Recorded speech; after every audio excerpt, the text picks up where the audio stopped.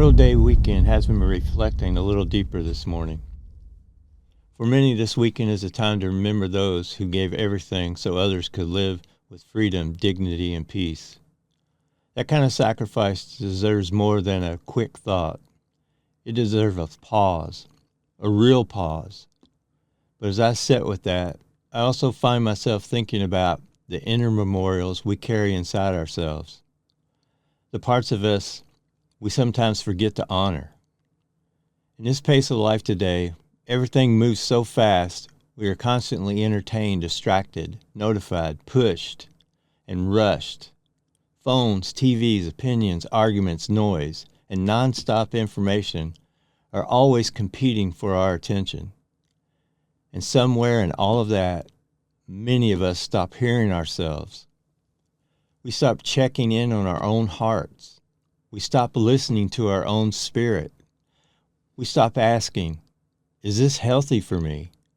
We stop noticing when our peace is slowly being worn down.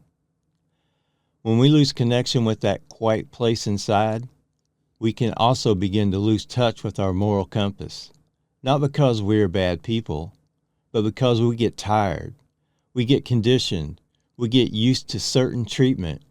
We start accepting words, attitudes, and behaviors that slowly diminish us.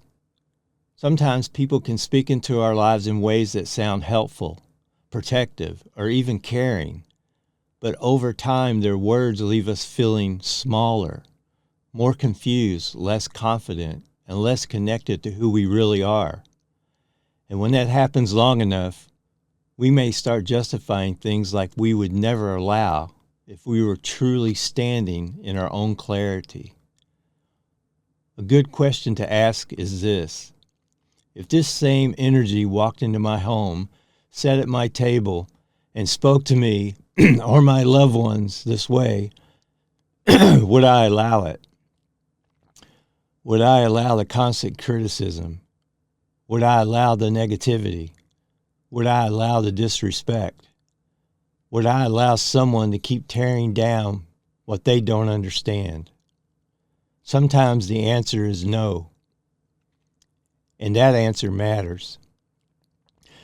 Invisible greatness is about remembering what is still alive inside of you, even when life has made you forget.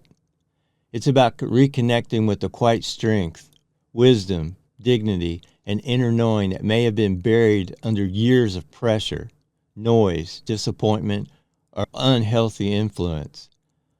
This Memorial Day, maybe we can remember more than the sacrifices of the past. Maybe we can also remember the sacred responsibility we have to live with awareness, with gratitude, with integrity and courage. Courage to pause, courage to reflect, courage to protect our peace, courage to stop calling unhealthy things normal, courage to listen again to the quiet voice within. Because sometimes the greatest thing we need to recover is not something outside of us.